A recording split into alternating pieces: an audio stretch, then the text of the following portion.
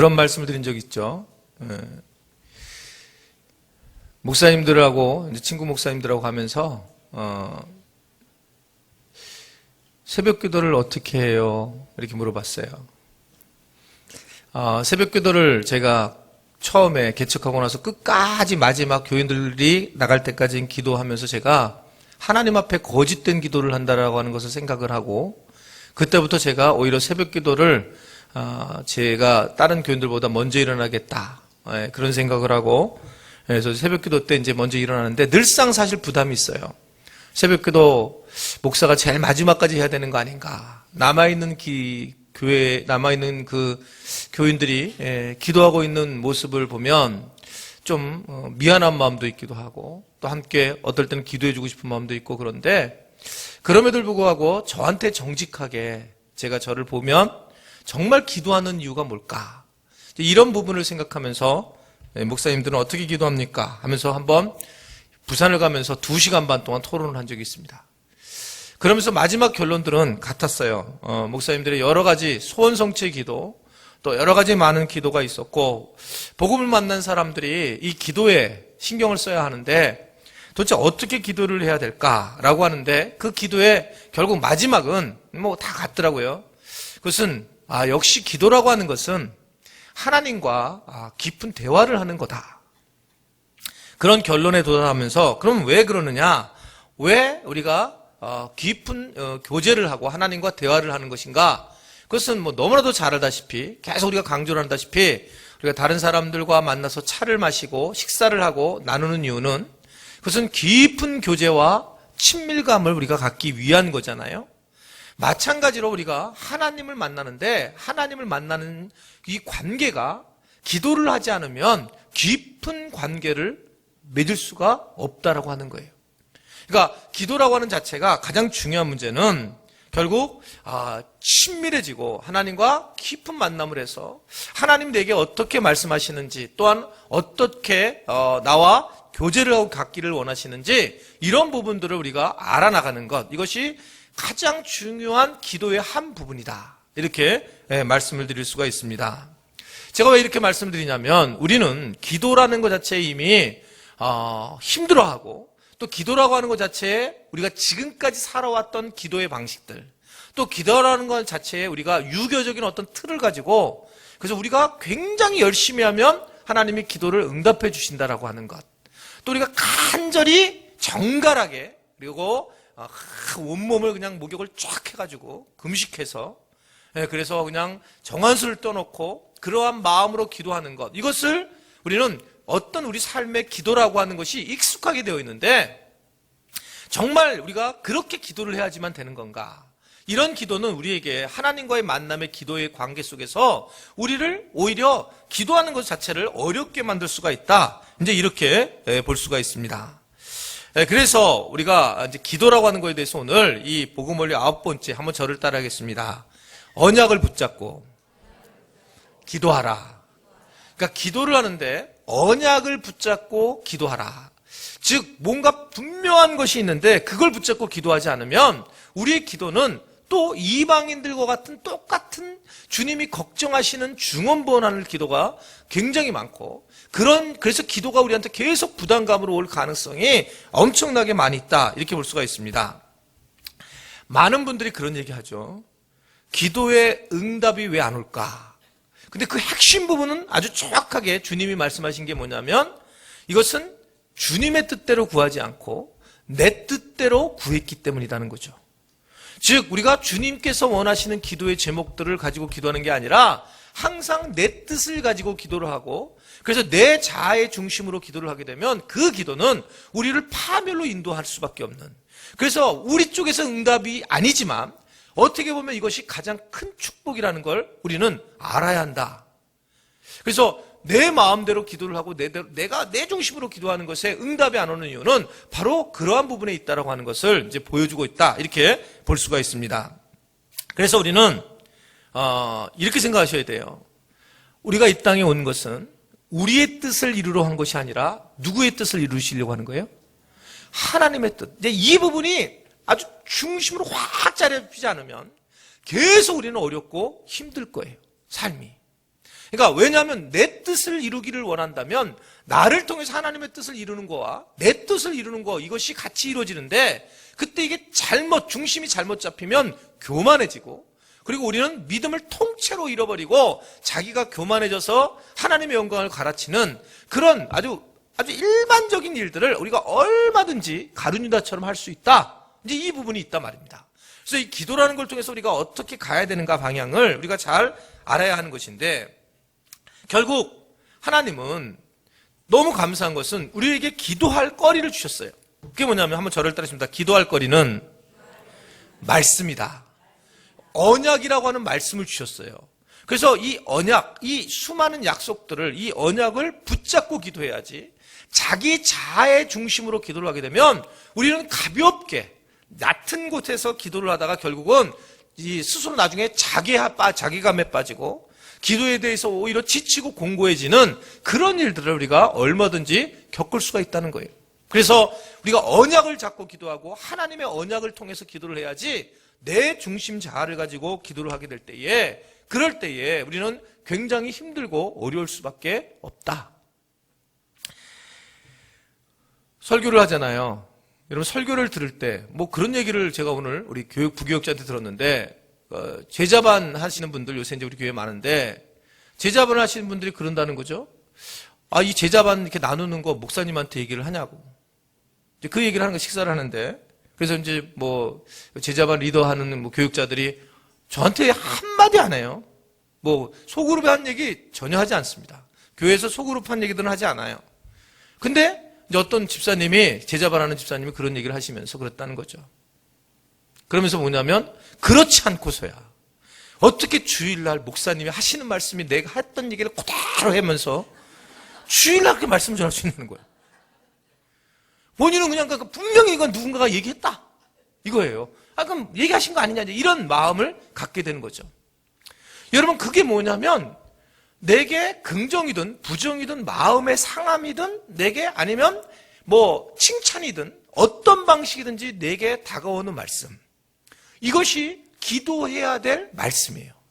그걸 붙잡으라는 거예요. 그걸 붙잡고. 그래서 말씀은 들음에서 나고 믿음은 들음에서 난다라고 하는 자체가 바로 듣고 그것을 붙잡고 기도하는 것이지, 내가 소원하는 바를 붙잡고 기도하는 것이 아니다라는 거예요. 내가 원하는 바. 그렇기 때문에 기도의 응답이 없는 겁니다. 그리고 그 응답은 나를 위한 것이지 주님을 위한 게 아니다. 그러니까 나를 위해서라면 나는 그냥 정말 아무런 병도 걸리지 말고, 나를 위해서라면 나는 늙지도 말아야 되고, 나를 위해서라면 그냥 많이 드셔도 살도 안 쪄야 되고, 하여튼 나를 위해서라면 그래야 되는데 그렇지 않다는 거예요. 왜냐하면 내가 중심이 아니라 복음이 중심이고 하나님이 중심이기 때문에요. 이걸 우리가 놓치게 되면 정말 다 놓치는 거예요. 이걸 놓치게 되었기 때문에 한국 기독교가 계속 공격을 당하는 거예요. 본질적으로 이 복음의 중심, 하나님의 중심, 나를 벗어나서 하나님의 중심으로 살아가는 것, 이것이 기도에서도 중심이 돼야 되는데, 여러분 한번 가만히 생각해 보세요. 한국 교회가 이 기도도 뭐냐면, 기도 많이 하는 사람 그러면 목소리가 확 걸걸해야 되고, 기도 많이 하는 사람 그러면 방언을 해야 되고, 뭐 해야 되는 거, 그러는 거 좋은 일이지만, 그렇게 하면서 점진적으로 하나님의 영광을 드러내는 기도가 아니라 자기가 얼마나 기도를 많이 했는지, 그러니까 잘못하면 아주 굉장히 위험해질 수 있는, 오히려 기도를 안 하는 편이 낫다, 주님이 그렇게 말씀하실 정도로 문제가 된다는 거예요. 여러분, 제가 개척을 하고 나서 아주 영빨 있는 인간들이 많이 오셨어요. 우리 교회요. 다 섭렵시켰어요. 제가 소위 말하면 막 귀신 내쫓고, 그리고 방언 신유하는 사람들이 안 왔겠어요. 우리 교회요. 제가 몇 방에 끝내버렸어요. 그렇게 여러분, 그걸 드러내는 거, 기도란 발음이 벌써 이래요. 목사님 발음이 벌써 막 이상한 거예요. 그러면서 목사님은 죽은 자를 살리셨습니까? 살리긴 내가 뭘 살리, 주님이 살리시지. 근데 벌써 툭 보면 아는 거예요. 이분이 기도를 많이 하는 거와 여러분, 그것이 주님이 원하시는 기도는 전혀 달라요. 그래서 여러분들이 왜 자꾸 기도 많이 하는 분들한테 문제를 삼냐면, 기도 많이 하는 게 잘못된 게 아니라 당연히 그건 대단한 건데, 기도하시는 분들의 중심이 하나님이 중심이 돼야 되는데, 무조건 자기중심 될 가능성이 무조건 많아요. 왜냐하면 우리 자아가 살아있기 때문에, 안 죽었기 때문에. 그렇기 때문에 기도도 자꾸 자기중심의 기도를 할 수밖에 없는, 그것이 우리의 모습이라는 거죠. 정말 솔직하게 한번 얘기해 보세요, 여러분. 솔직하게. 여러분 자녀를 위해서 기도를 하는데 여러분들이 원하는 대로 애들이 돼요? 되시는 분들은 정말 아주 훌륭하시네요. 주님이 특별히 사랑하시나 보다. 우리가 원하는 대로 기도를 해도 안 돼요. 우리가 원하는 대로. 왜냐하면 아이들은 그 과정을 겪어야 되는 거죠. 아이들은 하여튼 부정적인 경험, 그리고 갖다 돌려차기 경험, 아이들은 나동그라지는 경험을 하지 않고는 아이라고 볼 수 없는 거예요. 그 경험을 하는 게 너무 당연한 거고, 만약에 그걸 안 하면 나이 40 넘어서 한다니까, 그거를. 그렇기 때문에 당연히 경험해야 될 것을 경험하면서 하나님이 그렇게 아이들을 세워주고 이렇게 세워주는 걸 볼 수 있는데, 우리가 그것을 잘 이해해야 된다는 거죠. 여러분, 그래서 우리가 기도라고 그냥 막 하면 안 되고, 다시 한번, 오늘 설교 제목이에요. 오늘 복음 원리 9번. 언약을 붙잡고 기도하라. 그래서 기도를 그냥 하시면 안 됩니다. 언약을 붙잡고 기도를 해야 되는데, 그럼 자, 언약을 붙잡고 기도한다는 말은 뭘까? 이제 기도하는 방법을 우리가 오늘은 쭉 공부를 좀 한번 해보도록 할 거예요. 자, 첫 번째는 그래서 언약을 붙잡는다는 얘기는, 여러분 이제 기도를 하러 오는데, 저를 한번 처음으로 따라하겠습니다. 기대의 마음으로 나아가라. 기대하는 마음으로 나아가야 된다는 거예요. 기도를 할 때에 기대라고 하는 마음, 이것이 가장 중요한 거라는 거예요. 기대를 한다. 기대를 하지 않는 것은요, 결국은 이것은 하나님과 교제가 안 된다는 거예요. 여러분들 오늘 수요기도 나올 때에 하나님이 내게 은혜를 주실 것을 기대하고 나오신 분들은 축복을 받으세요. 근데 아무런 오늘도 찬양이란다, 셀 찬양이래, 왜 이걸 시키고 그래, 진짜 이거 그래가지고 나오면, 오늘 그러기 않았겠지만 나오면, 이거는 여러분 이게 은혜를 나눌 수가 없어요. 똑같아요. 기도도 똑같은 거예요. 이건 분명히 내게 은혜를 주실 자리야 라고 기대하는 마음으로 나가야 된다는 거예요. 그것이 기도에 나아가야 되는 방향이고, 그것을 우리가 언약을 붙잡고 나가는 중요한 부분인 거죠. 여러분, 부모님들이 대부분 옛날에, 진짜 지금 생각해보면 왜 그런지 몰랐어요. 옛날에 항상 부모님 어디 나가면, 저는 부모님도 없었지만 어머님이 나가면, 들어올 때 내가 이번에 떡볶이 사올까? 아니면 덴뿌라 사올까? 이래. 덴뿌라였는데 거의. 그러잖아요. 꼭 부모님들이 미안하니까 이제 어딜 나가면 기대감을 주고 가요. 기대감을 주고, 그래서 꼭 엄마가 들어오실 때는 덴뿌라를 사올 거야. 이런 기대감. 그러니까 기대감을 엄마가 올 때까지 막 잠 막 졸려도 기대감을 갖고 그러다가 근데 오는데 문이 닫았더라 그러면 이제 막 뒤집어지는 거죠. 그거 막 뒤집어지는 거예요, 그때는요. 그러니까 기대감이 있으니까 누구를 기다리는 거예요? 엄마를 기다리는 거예요. 그것이 그때 엄마를 만나는 인카운터 하잖아. 엄마를 거기서 직면하고 대면을 할 때, 쫙 만날 때 그 황홀함. 뭐 때문에 황홀해요? 덴뿌라 때문에. 근데 그 덴뿌라만입니까? 엄마라는 존재는 아니에요? 같이 다 있잖아요. 이게 그렇지만 우리는 덴뿌라를 기다리지만 사실은 엄마의 존재도 같이 만나게 된다는 거죠. 그러니까 우리가 하나님을 만나게 될 때에, 하나님을 우리가 만나는데, 그때 뭔가 기대하는 마음을 가지고 가는 것. 그래서 주님이 재림 때에 예수님을 기다리라고 했을 때 예수님께서 너희들이 등불을 준비한다라고 하는 것, 기다리라는 것, 이 부분은 기다림이 지치라고 하는 게 아니라 기다림 자체가 결국은 모든 예배와 기도의 시작이라는 것을 여러분 믿으시기를 바랍니다. 그래서 내가 기대해야 된다는 거예요. 기대. 내가 뭔가 기대하는 마음으로 시작을 해야 되지. 정말 하나님이 살아계시니까 내가 오늘 저녁에 은혜를 줄고시고 그냥 오늘 가서 강의 듣고 이게 아니잖아요. 우리가 예배를 통해서 성령의 임재를 경험해야 되는데, 뭔가 기대해서 나는 분명하게 내가 정말 은혜와 은혜 속에 빠질 것이며, 나는 그 하나님의 만지심에 난 들어갈 것이며, 내가 지금 입고 있던 영적 탈진들이 회복될 것이다, 이런 기대라고 와야 되는데, 불안해서 그냥 가는 거예요. 교회를. 예배를 그냥 마음이 좀 이상해서 나가는 거예요. 여러분, 그 정도의 수준이 아니라는 것을 볼 수 있습니다. 그래서 성경은 어떤 마음을 가지고 기대해야 되느냐? 우리가 시편 100편 너무 잘 아는 말씀인데 100편 4절과 5절에 보면 다 같이 읽어보세요. 시작.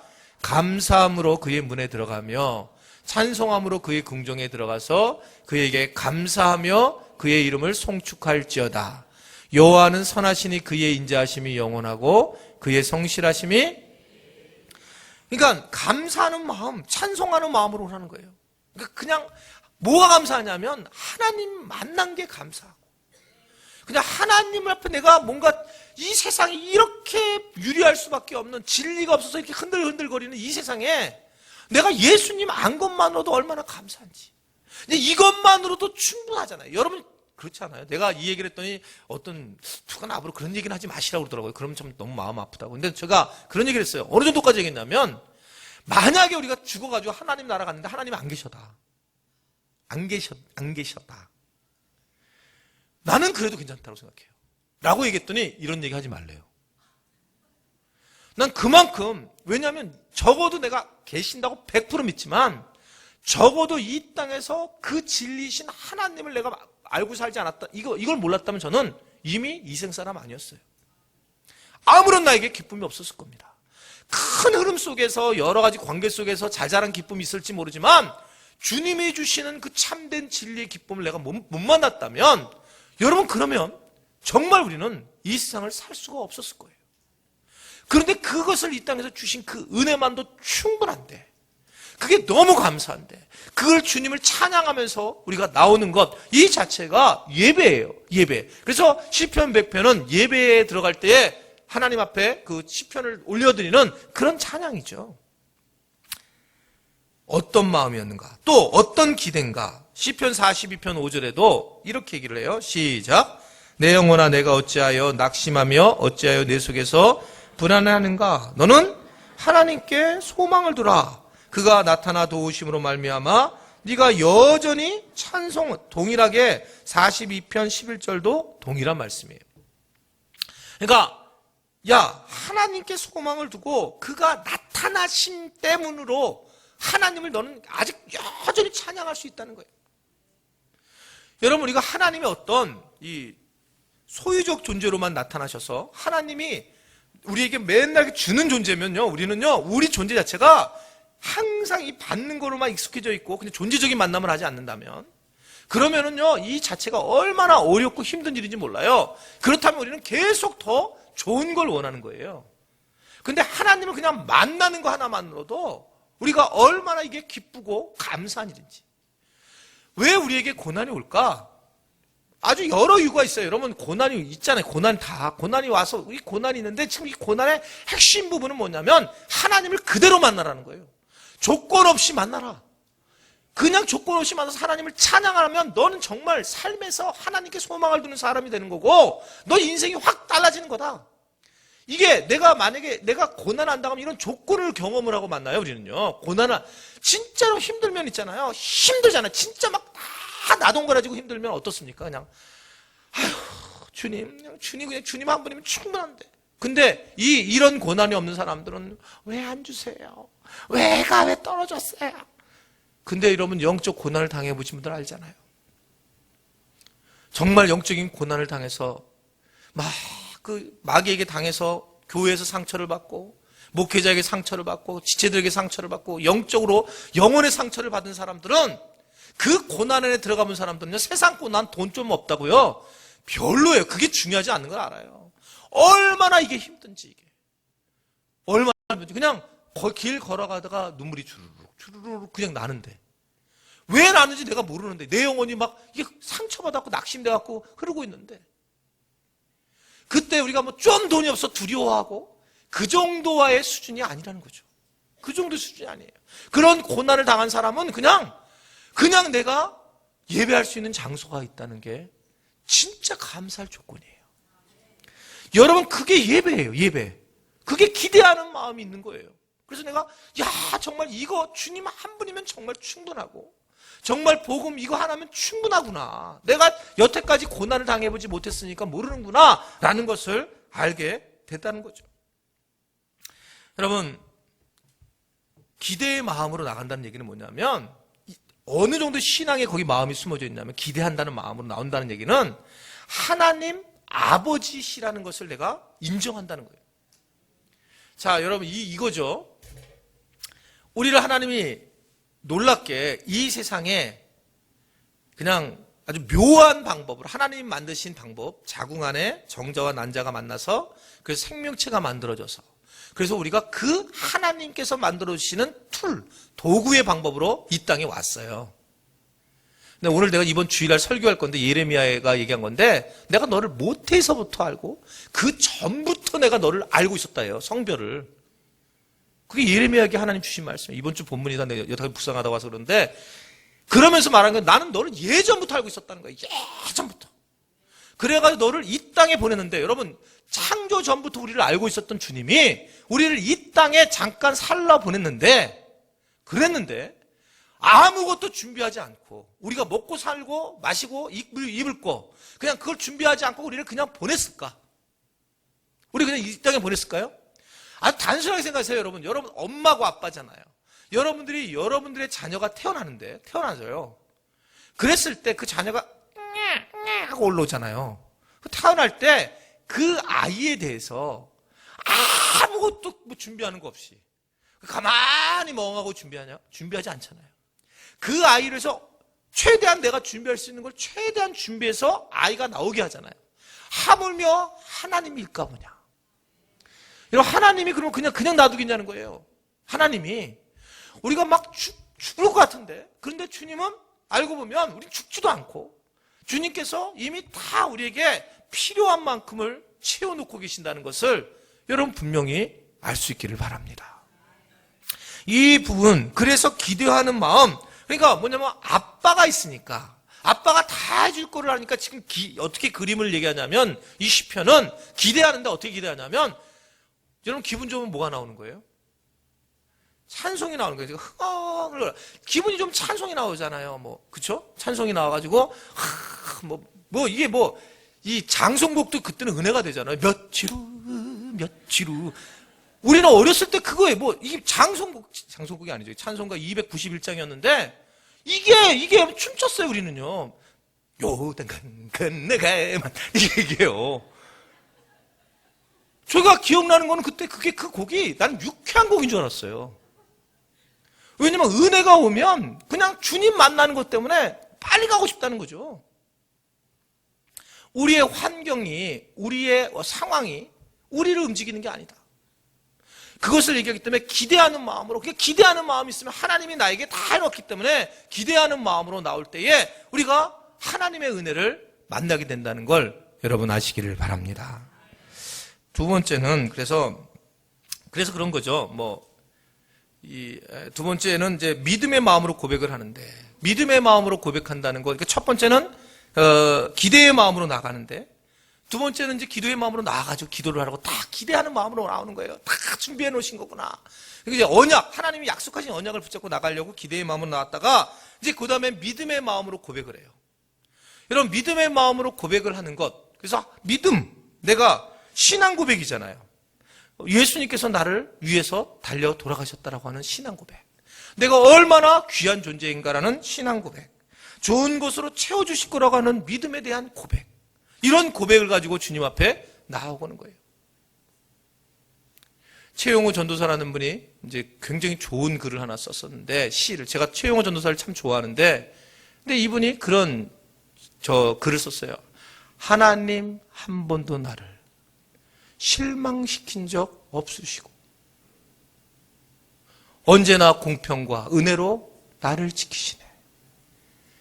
여러분 그게 바탕에 깔린 게 뭐냐면 그 고백 같은 것들이 그게 바로 나의 어떤 근본적인 믿음의 마음의 고백. 이게 없으면 그 믿음의 고백이 없으면 있잖아. 이게 기대하는 마음을 낳고 믿음의 마음이 없으면 하나님과 만날 수가 없는 거예요. 한번 찬양해 보겠습니다. 이 찬양 다 아는 거니까. 하나님 한 번도 나를 실망시킨 적 없으시고. 믿음의 고백으로 하셔야 돼요.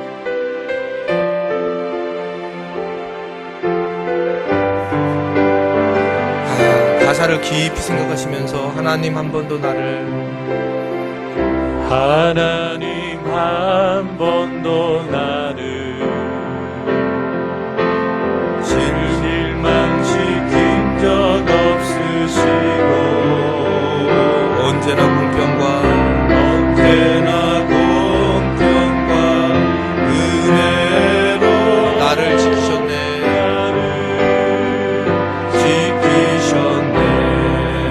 하나님 한 번도 나를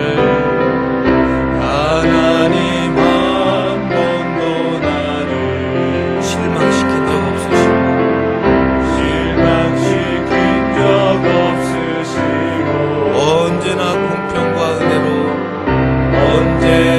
공평과 은혜로 나를 지키셨네.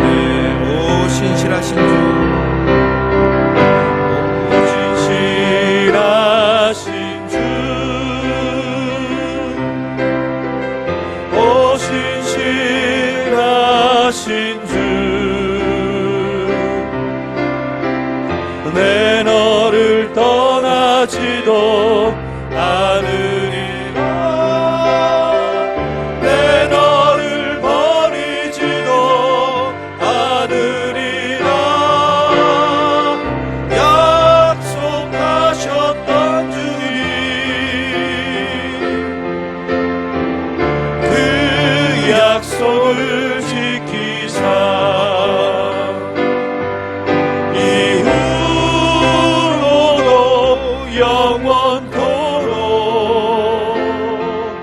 나를 지키시리라 확신하네. 지나온 모든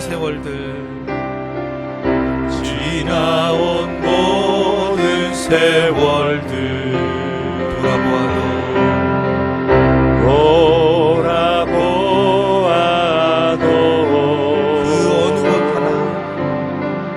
그 어느 것 하나 주의 손길 안 미친 것 전혀 안 미친 것 전혀 없네. 오 신실하신 주, 오 신실하신 주, 내 너를 떠나지도 않으리라. 내 너를 버리지도 않으리라. 약속하셨던 주님, 그 약속을 지키사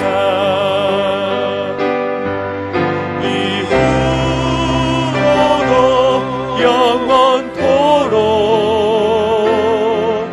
나를 지키시리라 확신하네. 믿음의 마음으로 정말 주님이 나를 지키신다. 그리고 이것은 내가 확신해서 끝마치는 것이 아니라 진리이기 때문에 그렇습니다. 정말 그냥 주님, 내가 이제 주님께서 나를 분명히 인도하실 것을 내가 확신합니다. 그런 기도의 마음으로 나아가라는 거예요. 세 번째는 세례받은 자임을 내가 확인하고 회개를 하자는 거예요. 세례받은 자임을 확인하고 회개하라. 출애굽기 세미나 때 그런 말씀을 했죠. 하나님은 언약을 두 가지를 했는데 출애굽할 때 그 이스라엘 백성들에게 두 가지를 했는데 하나는 피의 언약이었고 하나는 물의 언약이었습니다. 피의 언약은 출애굽기 12장에 어린 양의 그 피로 인해서 문설주의 발음으로 하나님은 약속을 하셨어요. 사망에서 너희들을 이끌어낼 것이다. 그게 피의 언약이었고 출애굽기 그 다음에 13장으로 넘어가서 그 홍해 언약.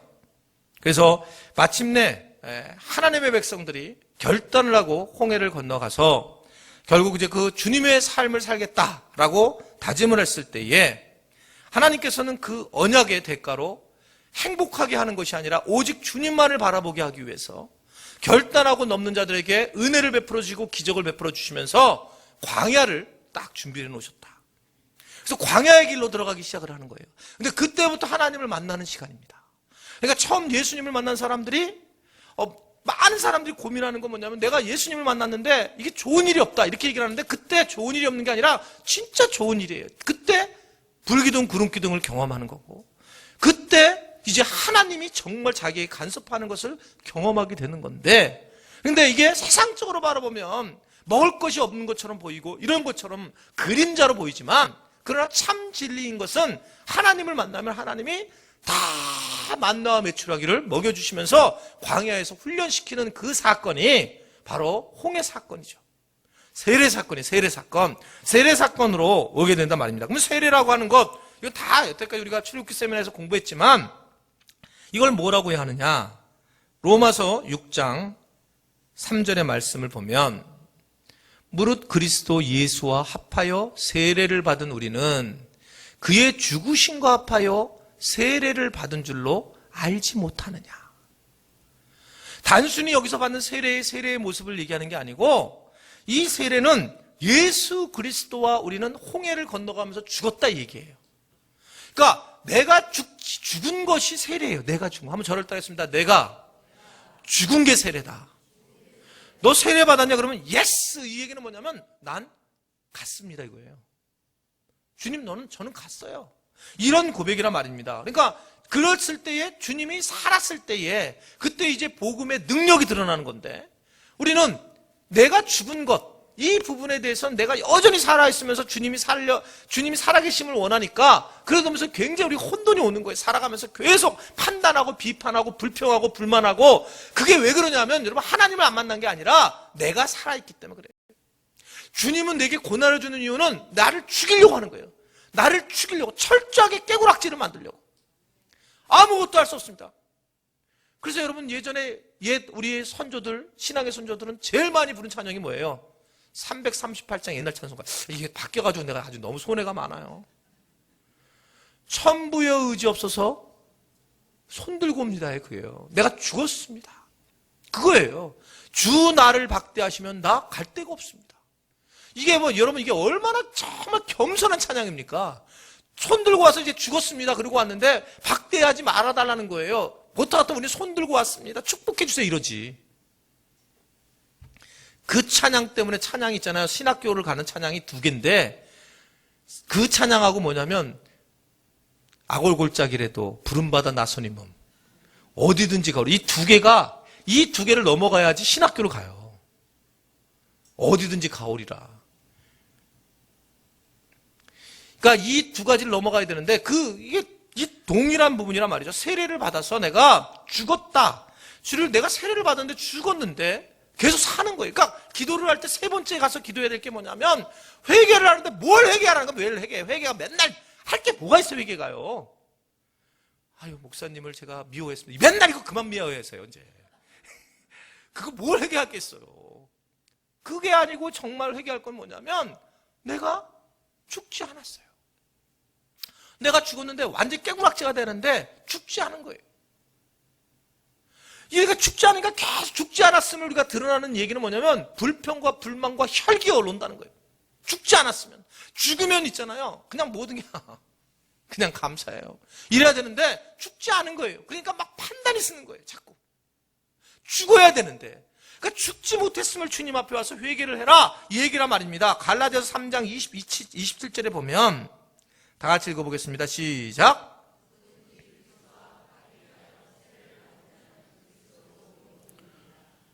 그리스도와 합하기 위해서 이게 비밀이에요. 여러분 이게 굉장한 비밀이에요. 이거 사도 바울이니까 아는 거예요. 성령께서 그를 알게 한 건데 이 부분을 푼 사람은 예수님 다음에 푼 사람이 바울이에요. 예수님이 말씀하신 걸 도대체 이해 못했어요. 야 누구든지 자기 십자가를 져라. 이 말을 못 알아들었어요. 왜냐하면 그럼 우리도 죽으라는 말인가? 이 얘기예요. 십자가 짊어가서 그냥 가서 주님께서 십자가 다 가지고 가서 이렇게 딱 달려줬으니까 우리도 그냥 못 박혀 죽으라는 얘기야? 이렇게 된 거예요. 근데 이 이야기를 푼 사람이 사도 바울이에요. 사도 바울이. 죽는다라고 하는 것은 바로 너희가 세례를 받는 거고 십자가에 달려서 네가 죽는 것은 네 자아가 죽는 거다. 이 이야기하면서 그 유명한 갈라디아서 2장 20절을 얘기한 거고 그러기 때문에 우리에게 안내를 정확하게 했어요. 너희가 죽어라 죽어. 좀 제발 죽어서 죽어야지 말씀도 들어오고 죽어야지 은혜도 받고 죽어야지 하나님의 영광에 참여할 수 있는데 죽지 않으니까 거기서부터 계속 문제가 되는 거예요. 죽지 않으니까. 안 죽으면 우리가 안 죽으면 주님이 우리를 죽이셔요. 그렇잖아요.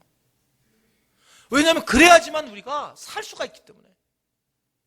그래서 여러분 우리가 주님이 십자가에 딱 달려서 돌아가신 거 이게 자 이 십자가를 십자가 하신 분들 중에 잘 나중에 이렇게 십자가 있으면 이 십자가에 주님 달라같이 이렇게 달린 십자가 이 십자가를 어떻게 하면 이건 아니에요. 주님은 내려오셨어요 이미요. 거기에 누가 붙어야 돼요? 십자가에 그래서 자기 사진들 이렇게 좀 얼굴 해가지고 이번에 자기를 붙여야 돼. 자기를 십자가에 달려서 그래서 걸고 다니세요. 지 얼굴 해가지고 이렇게 자기가 이렇게 달려가지고 난 죽었습니다. 이렇게 왜 예수님 그만 내려오셨어요? 부활하셨어요. 내가 십자가에 달려야 되는데 이제 계속 주님 거기 계시라는 거예요. 나는 안 죽고. 그래서 제가 이번에 교회 홈피에다가 사진을 올렸어요. 한번 보세요. 사진 좀 한번 띄워보세요. 제가 이게 지난주 설교에 이걸 올렸거든요. 이 사진을. 이게 지금 이게 무슨 뜻인지 모르는 거죠. 어떤 분이 거기다 댓글을 달았는데 너무 무서워요. 이게 누군 것 같아요? 자기 자아예요, 자기 자아. 저는 그 의도로 자기 자아가 십자가에 달렸다. 근데 안 죽어갖고 저게 자기 자아가 저게 우리한테 난리 친다는 거죠, 계속. 저 완전 뼈다귀도 안 남은 것이 저게. 저게 계속 우리로 하여금 막 거기서 달려가지고 안 죽어가지고 우리를 계속 공격을 한다는 거죠. 이미 갔는데. 여러분, 우리가 안 죽으면 목사가 돼도 소용이 없고 장로가 돼도 소용이 없고 직분을 받아도 아무 의미가 없어요.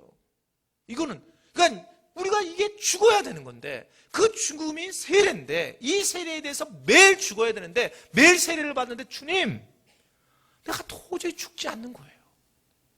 얼마나 어렵고 힘든지 몰라요. 여러분들은 얼마나 힘들겠어요. 저는 그래도 목사기 때문에 세상 사람을 안 만나니까. 근데 여러분들 세상 사람 만나가지고 계속 그 사람들이 세상적인 유혹과 세상적인 어떤 핍박들과 세상의 많은 것들이 여러분들은 늘어올 텐데 여러분 얼마나 힘들겠냐는 거예요. 안 죽겠지 웬만하면. 그러니까 굉장히 어렵고 힘든 부분인데 신앙의 비밀은 연합이에요. 연합. 그 연합의 첫 번째로가 뭐냐면 세례를 받아야 되는 거. 이것이 굉장히 중요한 건데 그럼 내가 죽는 게 뭐냐면 내 주장과 내 고집을 내려놓는 거예요. 이렇게 얘기해도 내가 서술적으로 얘기하기 때문에 여러분들이 안 알았더라고. 이렇게 얘기해봤자 답답해요. 자기 주장과 자기 고집을 내려놓지 않아요. 여러분 절대 내려놓지 않습니다.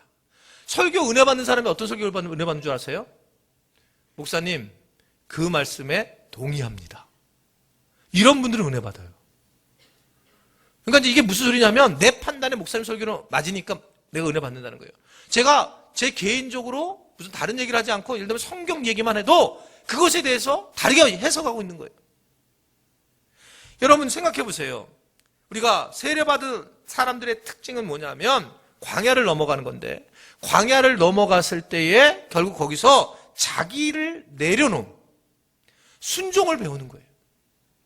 자기를 내놓고 순종하는 것을 배우면서 그때부터 이제 하나님이 주시는 은혜를 경험하는 거죠. 왜냐면 그전까지 자기가 열심히 해서 벌고 먹고 살았잖아요. 애굽에서요. 그래서 막 도와가지고 어떻든 막 조금 먹지만 하여튼 먹고 살았는데 광야로 갔더니 그렇게 사는 게 아니라 이제 광야는 기도를 하면서 인도함을 받고 그분이 주시는 것을 먹고 이렇게 살아가는 거기서 아무것도 말고 그냥 주님이 하라는 대로 해야만 하는 그래야지만 먹고 사는 길로 영적인 세계로 들어가더라는 거예요. 이 세계를 안 가봤으면 말을 하지 말라는 거죠. 이 세계를 안 가봤으면. 그러니까 바깥에 있는 사람, 이 홍해를 안 건너본 사람들은 그러니까 자기가 살려고 하니까 뭐라 했냐면 이렇게 얘기하죠. 나는 그 얘기에 공감을 못하니까 믿음 생활을 그렇게 하면 안 된다는 거예요. 믿음 생활을 그렇게 하면 안 돼. 그리고 이성적으로만 탁 발단되어 있는 거예요. 여러분 실질적인 순종으로 나타나게 된 것을 볼 수가 있습니다. 순종으로 나타나게 되는 것. 그래서 이것을 이 마귀는 이 세례를 받는 이 과정에서 세례까지 넘어가고서부터 여기서부터 계속 이 부딪히는 게 뭐냐면 애굽에서 했던 수많은 사건들, 우리가 여태까지 살아왔던 수많은 사건들을 가지고 이 광야를 넘어가는 광야에서 있는 그 사람들을 계속 괴롭히는 거예요. 여전히 어디서 마음에서 살아가지고 자아가 딱 달려가지고 죽었는데 거기서 계속 잔재가 남아가지고 그래서 계속 우리를 유혹하잖아요.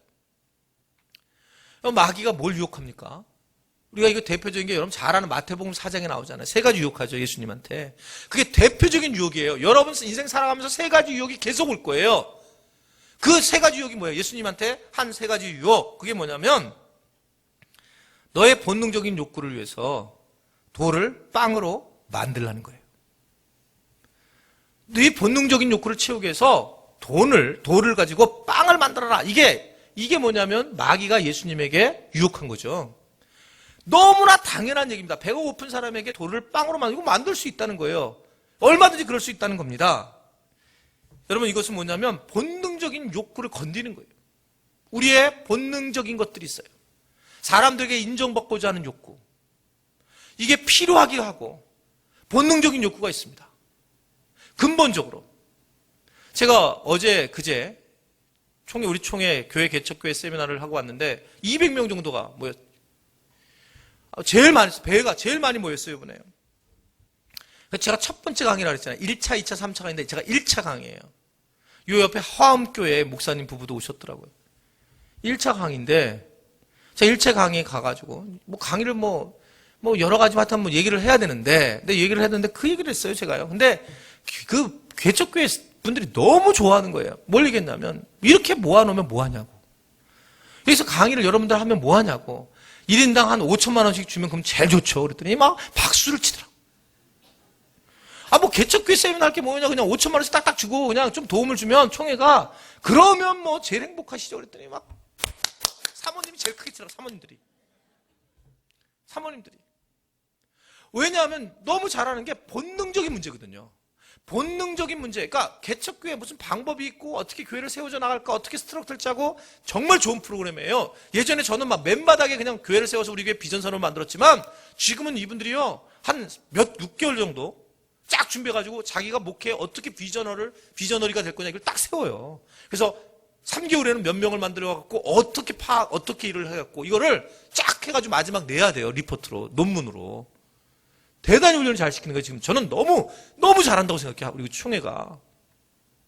그런데 그게 뭐가 중요해요? 사실 근본적으로 있는 사람들은 저같이 현장 뛰었던 사람들은 이게 중요하지.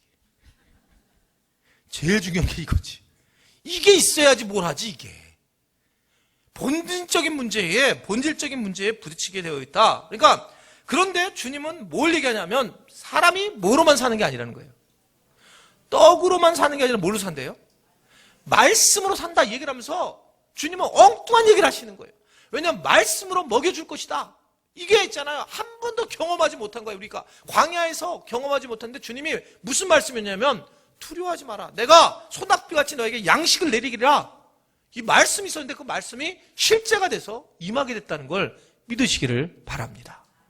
여러분 그 하나님이 동일하신 하나님이에요. 지금 우리에게 동일하신 하나님으로 오고 계시더라고요. 우리가 어리석게 그때 하나님과 지금 하나님이 다른 게 아니라 그 하나님 같은 하나님이세요. 한 번도 우리를 실망시키지 없는 분. 그분이 우리를 지금도 붙잡고 계시는 것인데 우리는 그 본능적인 것에 무뎌져가지고 그래서 어렵고 힘든 경우를 얼마나 많이 보게 되는지 모릅니다. 마귀는 그것을 그래서 우리는 뭘 신뢰해야 되냐면 떡을 신뢰하면 안 돼요. 여러분들이 가지고 있는 물질을 신뢰하면 안 됩니다. 아주 분명해요. 여러분들의 물질을 신뢰하면 여러분들이 나중에 물질에게 고통을 당하게 되어 있어요. 그래서 여러분 말씀을 신뢰하고 변하지 않는 불변하는 말씀. 그 말씀은 썩지도 않고 누군가 훔쳐가지도 못하고. 그러니까 주님이 기가 막히게 말씀하잖아요. 너희가 이 땅에서 도적이 훔쳐갈 걸 재물을 숨기지 말고 하늘나라에 쌓아라. 이 말은 뭐냐면 바로 말씀 안에서 우리가 살아가고 말씀을 붙들고 물질을 붙들어서 행복하고 정말 다행이다. 아니거든요. 아니에요.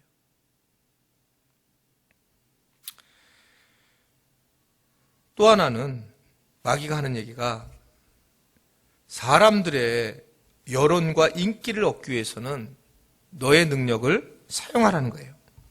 그럼 네가 영광을 받게 될 것이다. 뛰어내리라는 거죠. 절벽 위에서. 네가 영광을 받을 것이다. 이거예요. 그렇게 말을 안 했죠. 절벽에서 뛰어내려라. 말씀을 가지고 이 사단이 유혹했죠. 예수님을. 그러면 뛰어내리면 딱 천사들이 받들어주면 누가 영광을 받냐면 육신을 입은 예수님이 영광을 받는 거예요. 기가 막히게 머리 쓰는 거예요. 사단이요. 여러분 지금 가만히 생각해 보세요. 가만히. 정말 자기를 좀 솔직하게 좀 보시면, 자기를 좀 정말 솔직하게 보시면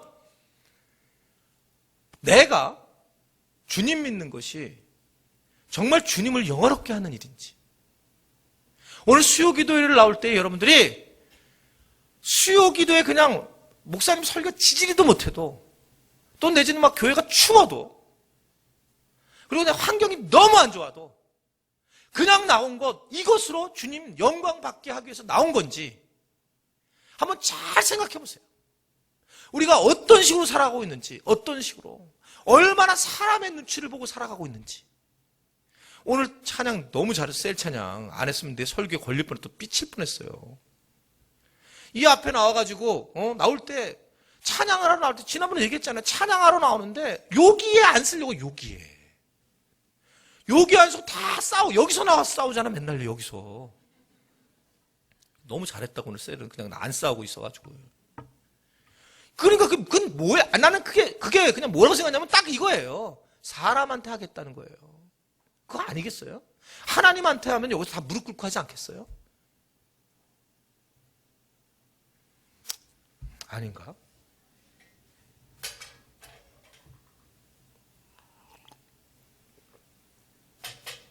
진짜 우리가 하나님을 살아계신다고 믿는다면 여러분 진짜 우리가 막연하게 하지 말고 진짜 주님이 살아계신다고 우리가 믿고 하나님께 찬양을 올린다면 왜 무릎 꿇고 못하겠습니까? 그렇잖아요. 아 저거 하면 저거 뻥치는 거야. 그 뻥친다고 하는 그것조차도 우리가 무시할 수 있죠. 적어도 이 순간만은 내가 주님을 위해서 일하고 주님 앞에 찬양한다는 건데 내가 곧 내가 나가자마자 쪽팔려 이렇게 얘기할 수 있을지 모르지만 적어도 이 순간만에 그 순간만은 하나님께 영광을 돌리는 사람들 왜 이런 사람이 없냐는 거예요. 얼마나 이기적이고 우리가 얼마나 지금 사람을 보고 살아가는지 거짓된 모습으로 살아가는지 이게 우리의 모습 아니냐는 거예요. 적어도 한순간만은 우리가 하나님 앞에 그 순간만은 그래도 하나님 앞에 영광을 돌리는 삶을 살아가는 사람이 얼마나 되냐는 거예요. 이게. 비록 우리 자아가 더럽지만 적어도 그 순간순간은 그래야 되는데 이게 우리같이 복음 중심인 교회도 이 모양인데 지금 이렇게 계속 복음을 영화롭게 하려고 복음을 던지는 교회도 그런데 그럼 우리가 우리의 자가 얼마나 이게 우리 스스로가 영광을 받으려고 애를 쓰고 있는가. 기껏해야 보고만 하면 충분한데 이게 충분하지 않으니까 자기가 자기 말초적인 것이 해결이 안 되니까 그때부터 뭐 천사를 보았다고? 천사를 못 들어봐요. 그냥 보고만 하면 충분하지. 그러니까 뭔가 말초적인 것을 해결하려고 하니까 갑자기 눈을 이렇게 치간다고. 기도하는데 목사님 천사가 왔다리 갔다리 한대. 그러시면 좋지 뭐 그래 잘하셨어요. 근데 그거 왜 보려고 그래요? 천사? 뭐려고? 천사 보면 뭐 달라지는 거 있어요? 여러분 우리에게 주신 복음 하나면 충분한 거예요. 왜냐하면 자꾸 말초를 건드리는 거예요. 우리의 말초적인 걸 우리는 원하는 거예요. 내 자아를 만족시키려는 가만히 보면요. 아무래도 요새 마음이 예배 드리는데 요새는 감동이 없어. 우리를 감동시키려고 그러는 거예요. 주님을 감동시켜야지. 자기가 감동돼가지고 한 번 해도 내가 요새 안 좋아가지고 내가 산기도를 갔다 와야 되겠다는 둥. 우리 교회는 또 그러면 괜찮은데 그런 분도 없지만 뭔가 자꾸 말초적인 것을 원하는 거예요. 말초적인 거를 하나님을 목적으로 두고 복음을 목적으로 두면 얼마든지 내가 주님을 어떻게 하면 영화롭게 내가 왜 자가 이 모양인지 주여 내가 회개합니다. 이러고 주님 앞에 나가야 될 거를 자꾸 우리 목사님은 좀 왜 맨날 똑같은 얘기하지? 이렇게 가는 거예요. 여러분 보고만 하면 충분한 거예요. 예수님 한 분이면 충분하세요? 그러하나면 충분한 거라고 계속 복음으로 우리에게 말씀을 하고 있는 겁니다. 왜 그러냐면 우리는 영웅주의 허구심이 우리 안에 가득 있어요. 그러니까 기도를 하는데도 기도가 안 되는 이유는 우리 안에 영주호심이 있는 거예요. 뭔가 내가 뭐 열심히 하게 되면 그다음부터 내가 이것에 대해서 드러내려고 하는 모습들이 하나님 앞에 돌리는 게 아니라 그런 것들이 우리 안에 누구나 있으니까 이걸 기도하라는 거예요. 이걸 가지고 기도를 해라. 주님 앞에 회개를 해라는 거예요. 아멘이세요? 내가 흥분을 하면 안 되는 건데 흥분해서 그렇구나. 주님 앞에 나와서 주님 내가 이런 사람입니다라고 회개하며 기도를 하라는 거예요. 내가 얼마나 내가 이러한 이 자충실하고 자충만한 사람인지, 세례를 받았다고 해도, 홍해를 건넜다고 하는 내가, 죽었다고 하는 내가, 광야에 있었다는 내가 결국은 요 모양입니다라고 회개하며 눈물을 흘리는 것이 당연한 기도다. 이게 기도다. 이렇게 우리에게 말씀을 하고 있는 거죠. 제가 우리 교회 간증 집회를 안 하잖아요. 우리 교회에서 5분 스피치 주일날 저녁에만 하죠.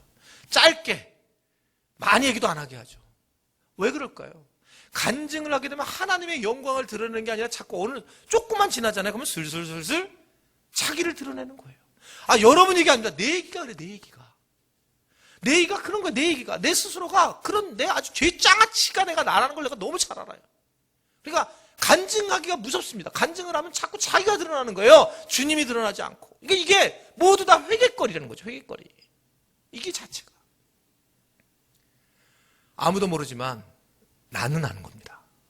내가 얼마나 아주 미묘한 죄를 지고 있는지, 근데 큰 죄를 범하고 있는지, 이 부분을 주님 앞에 기도하지 않고 회개하지 않으면 마귀가 이거를 붙들고 있는 거예요. 마귀가. 예수님이 세 번째로 당하는 것이 뭐냐면, 한 번만 나한테 경배하면 모든 영광을 주겠다는 거예요. 내게 있어서 영광은 도대체 뭘까? 우리가 내 기준으로 살게 되면 항상 이 영광을 우리가 내가 먹게 되지만, 하나님의 기준으로 산다면 하나님께 영광을 돌리는 거예요. 기준 자체가 하나님을 위해서, 하나님이 기준이 돼야 된다는 거죠. 내가 기준이 아니라 하나님의 기준이 되면 무엇을 하든지 우리가 하나님의 기준을 통해서 영광을 돌릴 수 있다는 거예요. 하나님은 무엇을 원하시는지, 하나님은 어떻게 해야 되는지. 여러분, 올해 발칸 1차만 가기로 했고 2차는 안 가기로 했어요. 근데 상황이 잘 됐는데, 왜냐하면 이유는 제가 기도하면서 그 김하엘 선교사님이 우리 저희 교회 청년부들이 3차까지 가고 1, 2차, 3차, 우리 교회는 1, 2차, 3차 딱 가는데 그 선교사님의 가정은 1차, 2차, 3차 하고 난 다음에 이혼할 것 같아요. 그래서 걱정이 됐는데 어떻든 2차가 완전히 채워지지 않으면서 1차 하고 청년들 2차 가게 됐어요. 정말 다행이라고 생각합니다, 저는.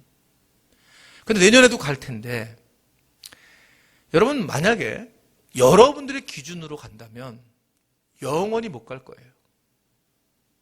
영원히 못 갈 거예요. 악담을 제가 하는 겁니다. 여러분들의 기준으로 생각하면 갈 사람이 아무도 없어요. 한번 가만히 생각해 보세요. 이게 우리의 기준으로 한다면, 하나님의 기준으로 바꾸게 되면 하나님이 길을 여시지만, 내 기준으로 가게 되면 아무도 여러분 그 땅을 밟을 사람이 없습니다. 나는 아닌데, 아니요. 여러분들에게 복음을 전한 첫 번째 사람은 토마스라고 하는 선지자인데, 우리나라에. 그 사람은 그냥 한국어 오고 싶은 게 오는 게 아니었어요. 우연히 신학교 가게 되고 우연히 그냥 배 타고 와가지고 복음 전하다 그냥 죽었어요. 그리고 복음이 우리한테 들어온 거예요. 기준을 어디에 두고 인생을 사느냐는, 우리가 하나님의 사람으로 살아가는데 하나님의 기준을 두느냐 안 두느냐, 이것이 우리를 어디로 인도하는지. 내가 인도를 하면 우리는 평생 수원에서 살다가 수원 귀신 되는 거예요. 평생 수원댁으로 살다가 주님 곁에 가가지고 너 어디 있었냐면 수원에서 살다 왔는데요. 뭐라고 그러냐, 수원댁이라고 불러요. 수원을 발판으로 발칸을 가서 발칵 뒤집어라. 주님이 주신, 내가 그렇게 가르는데 넌 왜 안 갔니? 걔 얼굴 꿰맸던 그 목사 있었지. 걔를 통해서 자꾸 얘기했는데 넌 왜 안 갔니? 내년도입니다, 내년도. 내년도 마음에 결정하세요. 지금부터 돈 걱정하지 마세요. 하여튼 머리 쓰지 마세요, 머리 좀. 시간 걱정하요. 애자식 걱정하지 마세요. 주님이 그렇게 얘기하지 않았잖아요. 기준을 어디에 둬야 되는지. 꼭 가야 되느냐? 안 가도 돼요. 그러나 정말 주님이 내게 이런 마음 주시면 가셔야 합니다. 미리미리 결단을 하셔야 돼요. 결단을. 큰일 났네 이거. 다음 주 하기도 뭐하고 안 하기도 뭐하고. 세례받은 자임을 확인을 하십시오. 그리고 내가 하나님 기도할 때, 세 번째 기도를 할 때, 하나님 내가 주님 앞에 죽은 자인데 여전히 내 자아가 살아있습니다. 사람들과 관계를 할 때도 내가 그 자아가 살아서 주님 내가 죽지 못합니다. 회개하라는 거예요. 회개는 우리는 우리의 자아가 사는 것이 회개의 거리입니다. 우리의 자아가 살아서 함부로 판단하고 비판하고 불평하고 불만한 것들, 이 자체, 이게 올라온 것만으로도 우리가 회개를 할 수밖에 없는. 여러분, 우리가 데살로니가전서에서 말씀을 하는 것처럼 항상 기뻐하고 쉬지 말고 기도하고 범사에 감사하고 이것이 우리를 향한 하나님의 뜻이라는 거 하는 것을 알고 내가 항상 기뻐하지 못하는 것 또한, 이 또한 우리는 내가 죽었는데, 그러니까 죽는 것 자체가 우리가 기쁨을 가지고 살아가는 건데 못하는 것조차도 하나님 앞에 우리는 회개해야 할 부분이라는 거예요. 말씀을 마치려고 하는데, 저는 페이스북을 요새 많이 봐요. 우리 청년들 거를 제가 달지는 않지만 댓글들을. 청년들 자기 마음 들고, 그렇다고 또 청년들이 또 이상하게 달면 안 되는데, 여기 뭐 대부분 여기 안 온 청년들이 많아서. 청년들이 글을 달 때 대부분 뭔 줄 아세요? 화난다, 힘들다, 외롭다, 속상하다. 청년들은 자기 마음을 정확하게 얘기를 해요. 정말 복음이 필요하구나. 저는 청년들 옆에 거 슬쩍슬쩍 보면서 정말 그 자체가 복음을 만나도 복음의 능력이, 영광이 드러나지 않는구나. 그러니까 정말 예수 그리스도를 만나는 것이 정말 강하게 그 영광 안에 들어가야 되는 거구나. 그렇지 않으면 여전히 우울하면서 예수님은 믿을 수 있어요. 여전히 불안해하면서 예수님 믿을 수 있습니다. 근데 이게 여러분 진짜 믿는 건지는 우리가 주님 앞에 서보면 알겠죠. 기도하는 것도 아주 분명하게 참 진리이신 예수님을 알고 여러분 기도할 수 있기를 바라요. 하나님은 우리를 실망시킨 적이 별로 없으셨어요. 하나님은 한 번 더 우리 스스로가 문제를 일으킨 겁니다. 하나님 한 번도 나를 실망시킨 적 없으시고, 찬양하고 우리 잠깐 기도하고 마치겠습니다. 하나님 한 번도